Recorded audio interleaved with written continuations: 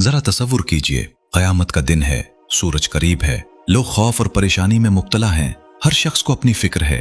इंसान चाहेगा कि बस किसी तरह हिसाब किताब शुरू हो और इस इंतजार की सख्ती खत्म हो। लेकिन सवाल यह है कि इस खौफनाक दिन पूरी इंसानियत किसके पास जाएगी और रसूलुल्लाह सल्लल्लाहु अलैहि वसल्लम की शफाअत किस तरह होगी। सही अहादीस में क़यामत के दिन एक अजीम वाक़े का जिक्र मिलता है। लोग शदीद परेशानी में हजरत आदम अलैहिस्सलाम के पास जाएंगे और कहेंगे कि आप हमारे लिए अपने रब के हुजूर शफाअत कीजिए। लेकिन वो अपनी एक बात का जिक्र करके कहेंगे कि आज मुझे अपनी फिक्र है, और लोगों को हजरत नूह अलैहिस्सलाम के पास जाने का कहेंगे। फिर लोग हजरत नूह अलैहिस्सलाम, हजरत इब्राहिम अलैहिस्सलाम, हजरत मूसा अलैहिस्सलाम और हजरत ईसा अलैहिस्सलाम के पास जाएंगे। बिलाखिर हजरत ईसा अलैहिस्सलाम लोगों को हजरत मोहम्मद रसूलुल्लाह सल्लल्लाहु अलैहि वसल्लम के पास जाने का कहेंगे। फिर वो लम्हा आएगा जिसमें हमारे प्यारे रसूलुल्लाह सल्लल्लाहु अलैहि वसल्लम फरमाएंगे, मैं उसके लिए हूँ। आप सल्लल्लाहु अलैहि वसल्लम अल्लाह ताला के हुजूर जाएंगे, सजदे में गिर जाएंगे और अल्लाह ताला की ऐसी हम्द व सना बयान करेंगे जो अल्लाह ताला उस वक्त आप सल्लल्लाहु अलैहि वसल्लम को सिखाएगा। फिर अल्लाह ताला फरमाएगा, ए मोहम्मद,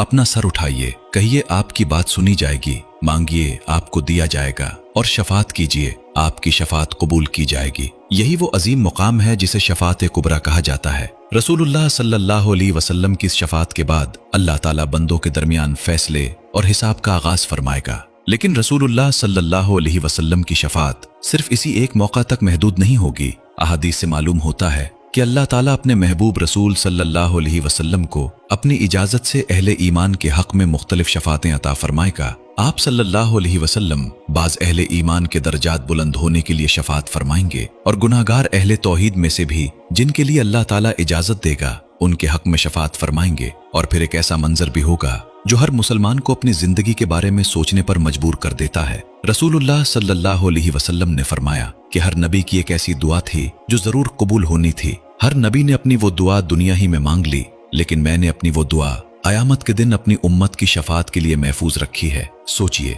रसूलुल्लाह सल्लल्लाहु अलैहि वसल्लम ने अपनी उम्मत को उस दिन भी नहीं भुलाया जिस दिन इंसान अपने करीब तरीन रिश्तों से भी दूर भाग रहा होगा। लेकिन यहाँ एक इंतहाई जरूरी बात समझना भी लाजिम है, शफाअत का असल इख्तियार सिर्फ अल्लाह ताला के पास है। कोई नबी, फरिश्ता या नेक बंदा अपनी मर्जी से किसी की शफाअत नहीं कर सकता। शफाअत उसी के लिए होगी जिसके बारे में अल्लाह ताला इजाजत अता फरमाएगा। कुरान मजीद में अल्लाह ताला फरमाता है, कौन है जो उसकी इजाजत के बगैर उसके हुजूर सिफारिश कर सके। इसलिए हमें शफाअत की उम्मीद जरूर रखनी चाहिए, लेकिन गुनाहों पर बेखौफ नहीं हो जाना चाहिए, बल्कि आज ही अपने आप से सवाल करना चाहिए, क्या मैं अपनी जिंदगी ऐसी गुजार रहा हूँ कि क़यामत के दिन रसूलुल्लाह सल्लल्लाहु अलैहि वसल्लम की शफाअत का मुस्तहिक बन सकूं।